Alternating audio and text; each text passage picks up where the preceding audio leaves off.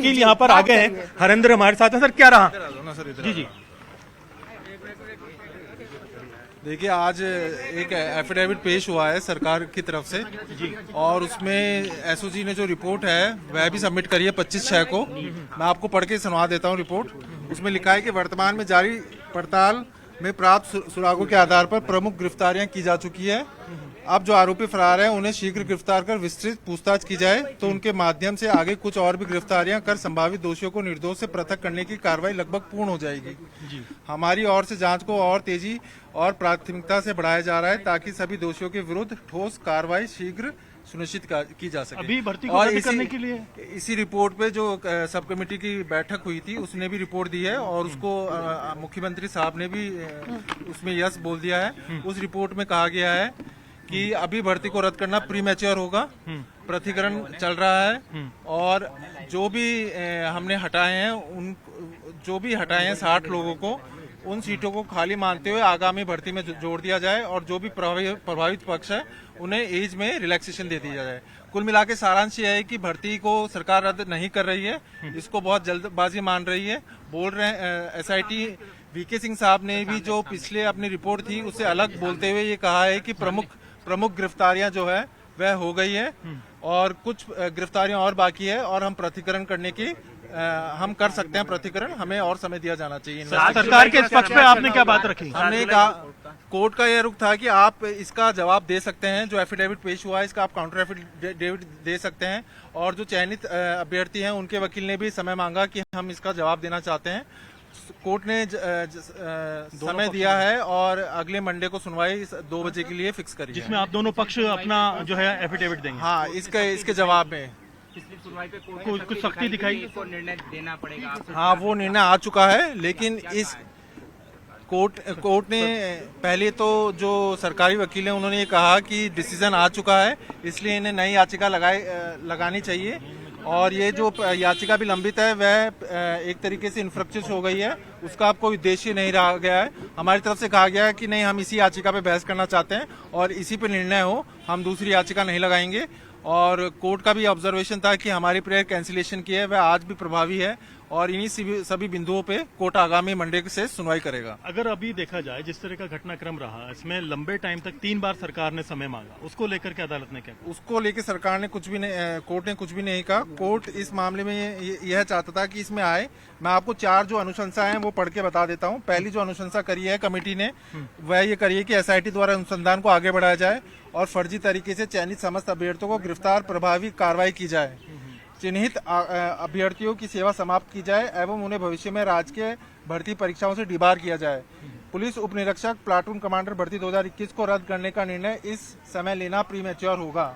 इस भर्ती प्रक्रिया में शामिल अभ्यर्थियों के हितों की रक्षा करने हेतु आगामी नवीन भर्ती परीक्षा में पर्याप्त संख्या में पद विज्ञापित किए जाएं तथा आयु की पात्रता में छूट देने पर भी सकारात्मक विचार किया जाए। और इस रिपोर्ट पे माननीय मुख्यमंत्री साहब ने भी यस कर दिया है, इसको अप्रूव हो गई है रिपोर्ट। तो अभी की जांच कब तक पूरी कर लेगी, इसमें कुछ टाइम? उन्होंने एसआईटी ने जो पुरानी रिपोर्ट थी उसमें बदलाव थोड़ा करते हुए, जो भी वो अभी हमारी बहस का है, उन्होंने कहा है कि जो प्रमुख गिरफ्तारियां हैं वह हो चुकी है, और इसमें अब जो भी है प्रतिकरण किया जा सकता है आगामी कुछ दिनों में, तो जो कि बिल्कुल गलत है। क्योंकि मैं आपको बता दूं 12 ऐसे आरोपी हैं जो वांछित आरोपी हैं जिन पे 1 लाख का इनाम है, और 84 अभ्यर्थी ऐसे हैं जिनके खिलाफ 178(3) में इन्वेस्टिगेशन पेंडिंग रखा गया है।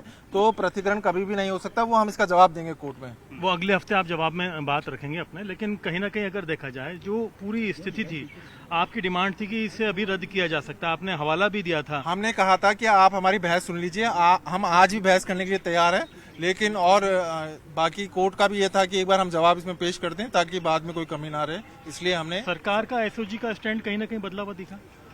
देखिए, मैं इस पर कमेंट नहीं करूंगा, लेकिन हाँ, कुछ बदलाव जरूर हुआ है। शुक्रिया। तो आप देख सकते हैं कि ये पूरा घटनाक्रम है। रिपोर्ट को लेकर के हम जो है वो डिटेल में बात करते हैं, जानने की समझने की कोशिश करते हैं, उनसे बातचीत करने की कोशिश करूंगा। क्या आपको लगता है कि अदालत आपकी बात से संतुष्ट थी पूरी तरह? देखिए, अभी तो अगले मंडे से सुनवाई पूर्ण रूप से होगी जो भी है, लेकिन काफी तैयारी के साथ आप आज पहुंचे थे कि अदालत जो पक्ष रखेगी सरकार, लेकिन सरकार ने स्पष्ट कर दिया कि हम अभी रद्द नहीं कर सकते। जो एफिडेविट आया है उसका हम काउंटर देंगे, उसके लिए हमें समय चाहिए था। और वो समय दिया है कोर्ट ने और अगले सोमवार से सुनवाई होगी। एफिडेविट में जो कारण दिए गए हैं उससे कितने संतुष्ट हैं आप? हम बिल्कुल भी संतुष्ट नहीं हैं, हम इसका जवाब कोर्ट में रखेंगे। कई चीजें आप बता रहे हैं कि ऐसी कही गई है कि सभी लोगों की गिरफ्तारी हो चुकी है, जबकि आप बता रहे हैं और भी लोग। प्रमुख गिरफ्तारियां उन्होंने कहा है हो चुकी है, जो कि बिल्कुल गलत है। 12 आरोपी ऐसे हैं जिन पे 1,50,000 का इनाम है, जो वांछित अपराधी हैं। वो कितने सैकड़ों का नाम लेंगे वो भगवान ही जानता है। कनेक्टिविटी में कितने लोग आएंगे, कड़ी से कड़ी जुड़ेगी। और 84 लोग ऐसे हैं जिनके खिलाफ इन्वेस्टिगेशन लंबित है, जिसमें 16 सब इंस्पेक्टर्स भी हैं। तो मुझे नहीं लगता कि पृथक्करण कभी भी संभव है। इसलिए एसओजी ने पहले रिपोर्ट दी थी पिछले साल अगस्त में कि पृथक्करण संभव नहीं है, इसमें वर्ष लग सकते हैं पृथक्करण करने में।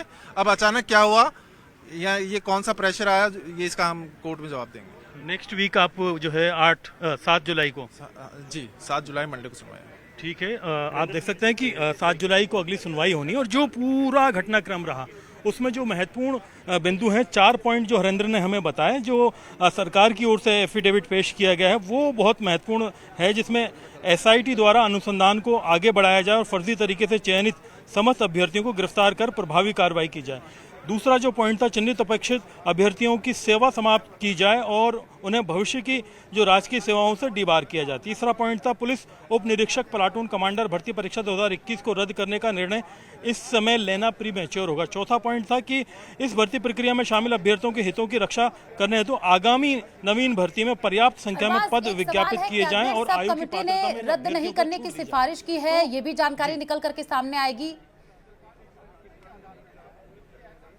देखिए, रद्द नहीं करने की बात सरकार ने न केवल सिफारिश की बल्कि कह भी दिया अदालत के अंदर स्पष्ट तौर पर कि अभी इसको प्रीमेच्योर सिचुएशन में, जैसा आपने देखा कि शुरुआत में ही हमने कहा था अपने पूरे लाइव के दौरान, और शब्द से वही चीज़ें जो हैं अदालत के इस फैसले के अंदर भी मौजूद हैं।